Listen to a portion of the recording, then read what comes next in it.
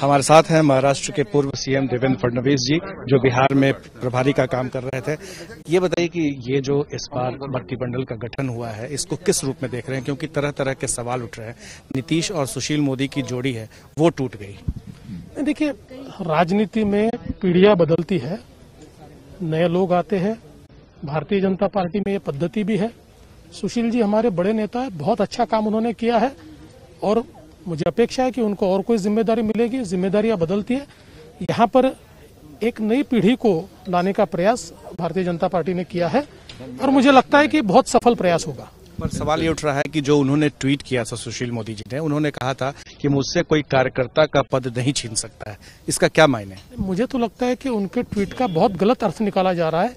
एक बड़े ही सधे हुए नेता की तरह उन्होंने कहा, 40 साल में मुझे पार्टी ने बहुत दिया, आगे जो जिम्मेदारी मिलेगी उस जिम्मेदारी में रहूंगा और कार्यकर्ता रखा तो कार्यकर्ता भी रहूंगा, ये उसका मतलब था। हालांकि वो भी जानते हैं और पार्टी भी जानती है, सुशील जी जैसे नेता को मात्र कार्यकर्ता नहीं रखा जाएगा। पर सवाल ये उठता है कि क्या सुशील मोदी जी अब केंद्र में जाएंगे, केंद्रीय मंत्रिमंडल में जाएंगे, राज्यसभा जाएंगे? इसका फैसला तो भारतीय जनता पार्टी के केंद्रीय नेता लेंगे, पर चूंकि मैं भारतीय जनता पार्टी को जानता हूं तो मुझे लगता है कि जरूर उनको कोई अच्छी जिम्मेदारी मिलेगी। नई पीढ़ी के बारे में आप कह रहे थे कि नई पीढ़ी को जगह दी जा रही है, तो जो पुरानी पीढ़ी के लोग थे, जो 74 के आंदोलन से निकले हुए लोग थे, जो 15 साल से शासन को देख रहे थे, कर रहे थे, क्या आप लगता है कि अब उनमें वो दम नहीं रहा, वो ताकत नहीं रही? बिल्कुल उनमें क्षमता है, पूरी ताकत है, लेकिन कभी ना कभी नई पीढ़ी लानी पड़ती है। देखिए, कांग्रेस पार्टी ने पीढ़ियां बदली नहीं, आज क्या हालत है उनकी।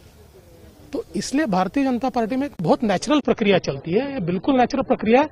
और देखिए, हमारे जिन नेताओं को अभी जिम्मेदारी समझ लीजिए सुशील जी को नहीं मिली है, तो उन्होंने कोई उसके ऊपर एक्सट्रीम रिएक्शन भी नहीं दिया, क्योंकि वो जानते हैं बीजेपी की पद्धति है। अच्छा, आखिरी सवाल, इस बार कोई एक मुसलमान चेहरा नहीं है। अभी तो मंत्रिमंडल विस्तार होना है, बाद में बात करेंगे उसके ऊपर। दो डिप्टी सीएम और साथ में सुशील मोदी पर अपनी बातें कि सुशील मोदी ने जो ट्वीट किया है उसका गलत माने निकाला जा रहा है। हालांकि सुशील मोदी से हमने बहुत बात करने की कोशिश की, लेकिन उन्होंने कुछ भी नहीं कहा।